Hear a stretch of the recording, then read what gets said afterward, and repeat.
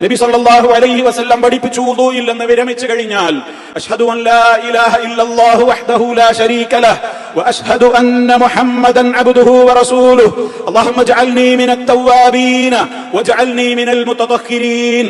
അർത്ഥവും ആശയവും ഒക്കെ ഗംഭീരമാണ്. നമ്മുടെ വിശ്വാസത്തിന്റെ പ്രഖ്യാപനമാണ്. മുത്തമുസ്തഫയോടുള്ള നമ്മുടെ അനുസരണത്തിന്റെയും വിനയഭാവത്തിന്റെയുമുള്ള പ്രഖ്യാപനമാണ്.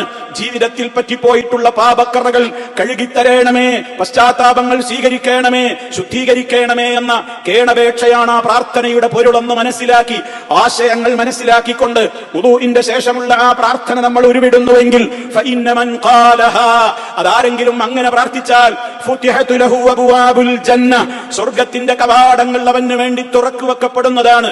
യദ്ഖുലു മിൻ അയ്യിഹാ ശാഅ, ഉദ്ദേശിക്കുന്ന കവാടത്തിലൂടെ അതിലേക്ക് പ്രവേശിക്കുമാർ അവന് വലിയ പ്രതിഫലം നൽകപ്പെടുമെന്ന് മുഹമ്മദ് മുസ്തഫ.